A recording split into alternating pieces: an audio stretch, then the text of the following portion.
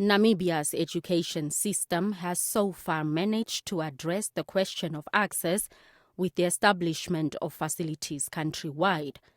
However, the flip side of this has seen more and more graduates becoming part of the youth unemployment statistics. Education has changed now. It's not the education I used to teach as a teacher. So other things are mismatched also. Curricula sometimes don't prepare people for job market. That's a problem. So even if you have now degrees, they don't have jobs because they're not prepared for the job market. So when I was director of institutes, I went to one university, Warwick, I think, and I saw very luxurious houses. Is that for students? They said, now, business people come to stay here, also take courses and join with the students. So some students are sponsored by them, and therefore they're at the university, but they're already being used as workers. When they finish, after sponsoring them, they take them on. So train for job market. You're not going to be in the street. Namibia, alongside other UN member states, will convene for a summit aimed at transforming education on the margins of the UN General Assembly in September.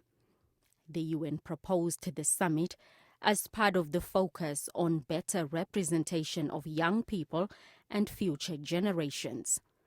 Prior to this, member states would have their own summits to come up with proposals.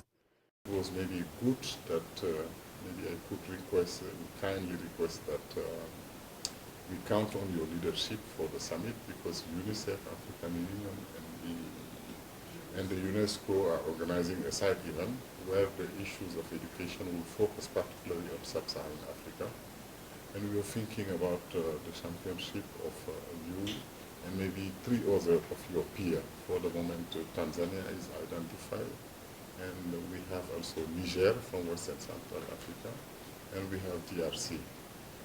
And what we wanted was also beyond and after that summit, if we could take any initiative that really mark the follow-up for the sub-region.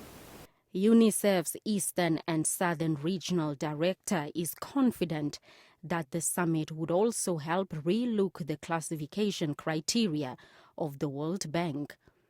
Namibia is classified currently as an upper-middle-income country, a status government has disputed as not taking into consideration structural inequalities caused by. Now we will work with the policy here to see what kind of follow-up step we can have.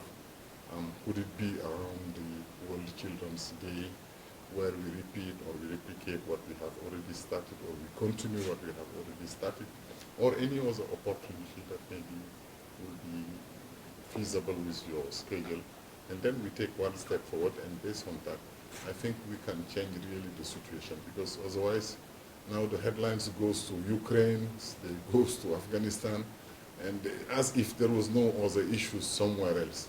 And at the same time also this classification, how we can break it and show that this is just aggregated data, but it doesn't mean that children of Namibia do not need support as well as children in other countries. They are taking a small population divided by GDP to get high per capita income. This is true. How is it distributed? I think the UNBI in SGAR, the individual concept. That's your problem. Yours is issue of distribution. And I said, oh, this is my problem. You want me to do that Comrade Mugabe did, to grab it from the whites? Oh, no. I said, no, don't say it's my problem. It's our problem. Huh? That thing is, we're maintaining peace. We said, okay, let's maintain peace, let the white people not be touched, so to say, but they must also come forth. We have come around for reconciliation. We have done everything, to tell the truth. And I would say many white people also have come maybe, but the richest didn't come. The UNICEF Eastern and Southern Regional Team is in Namibia for meetings with key government officials and development partners. Blanche Goreses, NBC News.